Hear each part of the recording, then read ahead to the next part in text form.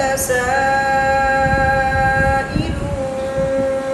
بعذاب واقع للكافرين ليس له دافع من الله ذي المعارج تعرج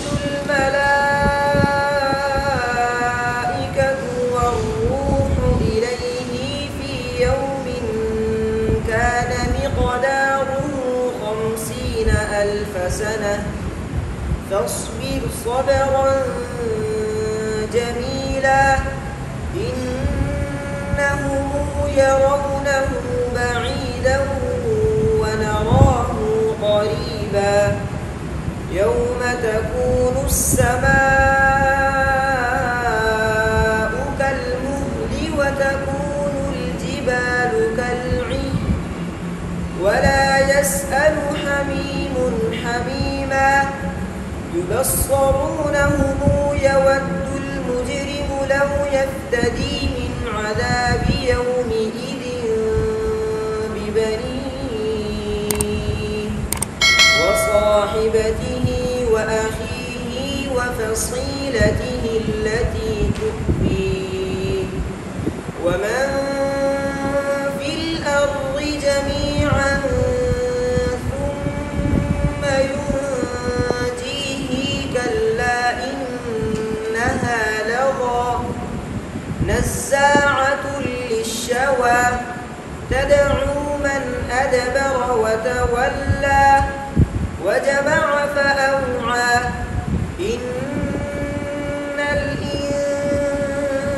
الإنسان خلق هلوعا إذا مسه الشر جزوعا وإذا مسه الخير منوعا إلا المصلين الذين هم على صلاتهم دائمون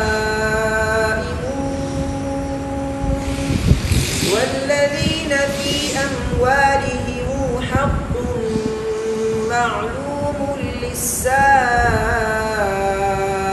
والمحروم والذين يصدقون بيوم الدين والذين هم من عذاب ربهم مشفقون إن عذاب ربهم غير مأمون والذين هم لفروجهم حافظون إلا على أزواجهم أو ما ملكت أيمانهم فإنهم غير ملومين فمن ابتغى وراء ذلك فأولئك هم العادون والذين هم لأمانتهم وعهدهم راعون والذين هم بشهادتهم قائمون والذين هم على صلاتهم يحافظون أولئك في جنات مكرمون فما للذين كفروا قبلك مهطعين عن اليمين وعن الشمال عزين أيطمع كل امرئ منهم أن يدخل جنة نعيم كلا إنا خلقناهم مما يعلمون فلا أقسم برب المشارق والمغارب إنا لقادرون على أن نبدل خيرا منهم وما نحن بمسبوقين فذرهم يخوضوا ويلعبوا حتى يلاقوا يومهم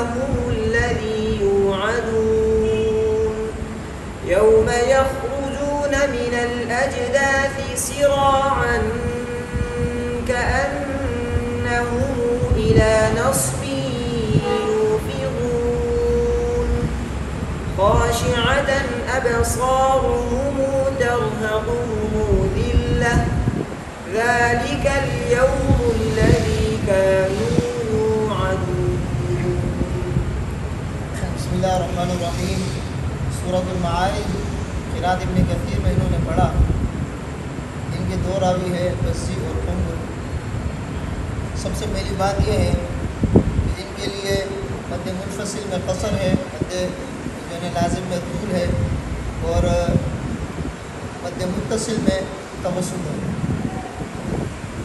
پھر یہ ہائے ضمیر الیہ, ہائے ضمیر کا قاعدہ ان کے لیے یہ ہے جب ہائے ضمیر سے ماقبل یا ہائے ضمیر کے مابعد میں حرف ساکن ہو تو دیگر قراء کے لیے اس میں صلہ نہیں ہوتا ہے. ان کے لیے یہ ہے کہ ماقبل اگر کوئی حرف ساکن ہو تو صلہ ہوگا, مابعد ساکن ہو تو صلہ نہیں ہوگا, ماقبل ساکن ہو تو صلہ ہوگا. اسی طرح میم جمع کے اندر ہم ہم کم تم, جب اس کو وصلاً پڑھیں گے اور اس کے مابعد میں حرف ساکن نہ ہو تو اس میں صلہ کرتے ہیں دونوں راوی, اور اگر وقف کریں گے تو صلہ نہیں کریں گے, ہاتھ میں صلہ کریں گے. ونراہ یہ بھی ہائے ضمیر ہے, اس ہائے ضمیر میں بھی دونوں راویوں کے لیے صلہ ہے. وصولہ یہاں پر میم جمع ہے, میم جمع میں دونوں راویوں کے لیے وصل صلہ ہے, وقفاً صلہ نہیں ہے. پھر اسی طرح ببنیہ وصاحبتہ واخیہ وتکویہ ثم ینجیہ, یہ ملا کر پڑھیں گے تو یہ یہاں پر جو ہے کیا نام ہے یہ ہائے ضمیر ہے اور ہائے ضمیر میں صلہ ہوگا. ان کے لیے قاعدہ یہ ہے کہ ہائے ضمیر سے ماقبل اگر کوئی حرف ساکن ہوگا تب بھی یہ صلہ کرتے ہیں. دیگر روایت میں اگر ماقبل ساکن ہوگا تو صلہ نہیں ہوگا, یہاں پر ماقبل ساکن ہوگا تب بھی صلہ ہوگا. اگر متحرک ہوگا صلہ تو ہے ہی ہے, پھر اس طرح حفظ کے اندر ہے ہاں, لیکن حفظ کے اندر اور دیگر روایت میں ماقبل یا مابعد ساکن ہونے کی وجہ سے صلہ نہیں ہوتا ہے. ان کے ہاں ماقبل ساکن ہوگا تب بھی صلہ ہوگا. بات سمجھ میں آ رہی ہے؟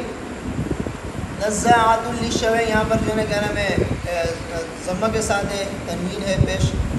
انشاءاللہ توجیہ قرات میں آپ کو بتائیں گے مزید.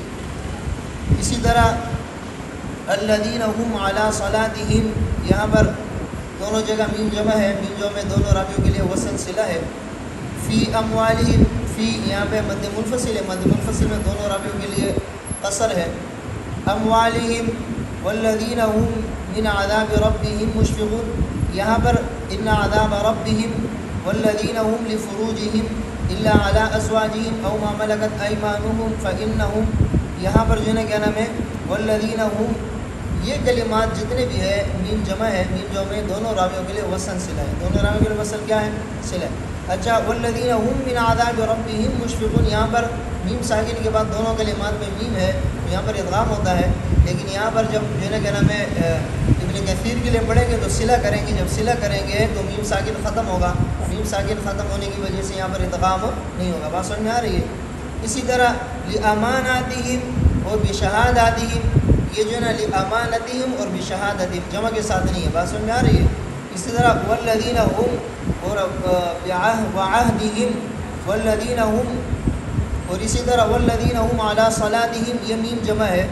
اسی طرح منہم ان یدخل انا خلقناہم یہ کلمات میم جمع ہے. ان کلمات میں جو ہے نا میم جمع ہے وصل دونوں راویوں کے لیے صلہ ہے اور وقفاً دونوں راوی جو ہے نا عدم صلہ پڑھیں گے حفظ کی طرح. فلا اقسم یہاں پر مد منفصل ہے, مد منفصل میں دونوں راویوں کے لیے قصر ہے.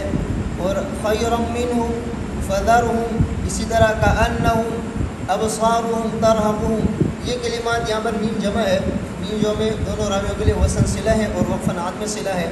اسی طرح الی نصب کو نصب نون کے زبر اور صاد کے سکون کے ساتھ پڑھتے ہیں دونوں راوی. یہ جتنے بھی اختلافات ہیں دونوں راوی اس میں متفق تھے, اور بین السورتین دونوں راویوں کے لیے بسم اللہ ہے.